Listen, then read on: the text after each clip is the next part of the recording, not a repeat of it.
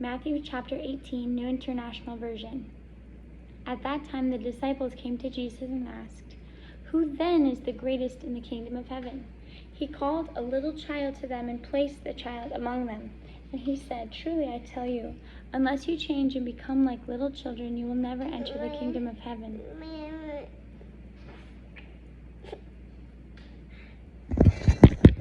Therefore, whoever takes the lowly position of this child is the greatest in the kingdom of heaven, and whoever welcomes one such child in my name welcomes me. If anyone causes one of these little children, those who believe in me, to stumble, it would be better for them to have a large millstone hung around their neck and to be drowned in the depths of the sea. Woe to the world because of the things that cause people to stumble. Such things must come, but woe to the person through whom they come. If your hand or foot causes you to stumble, cut it off and throw it away. It is better for you to enter life maimed or crippled than to have 2 hands or 2 feet and be thrown into eternal fire. And if your eye causes you to stumble, gouge it out and throw it away. It is better for you to enter life with 1 eye than to have 2 eyes and be thrown into the fire of hell. See that you do not despise one of these little ones, for I tell you that their angels in heaven always see the face of my Father in heaven.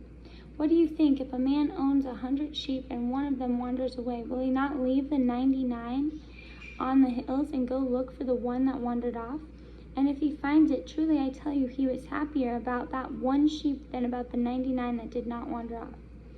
In the same way, your Father in heaven is not willing to put any of these little ones should that perish. If your brother or sister sins, go and point out their fault just between the 2 of you. If they listen to you, you have won them over. But if they will not listen, take 1 or 2 along with you, so that every matter may be established by the testimony of 2 or 3 witnesses.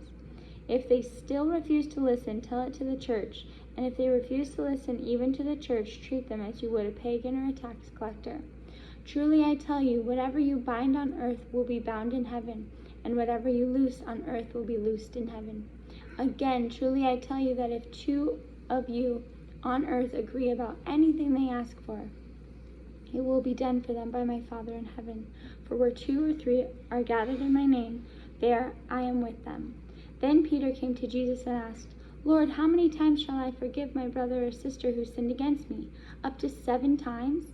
Jesus answered, "I tell you, not 7, but 77 times. Therefore, the kingdom of heaven is like a king who wanted to settle accounts with his servants. As he began a settlement, a man who owed him 10,000 bags of gold was brought to him.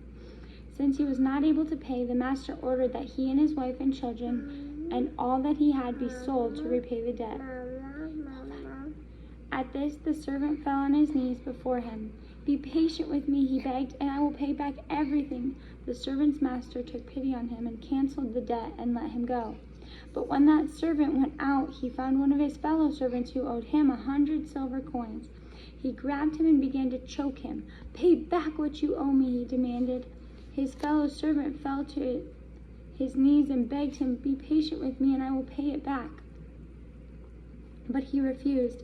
Instead, he went off and had the man thrown in prison until he could pay back the debt. When the other servants saw what had happened, they were outraged and went and told their master everything that had happened. Then the master called the servant in. "You wicked servant," he said, "I canceled all that debt of yours because you begged me to. Shouldn't you have had mercy on your fellow servant just as I had on you?"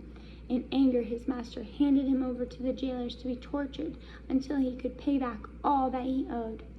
This is how my heavenly Father will treat each of you unless you forgive your brother or sister from your heart.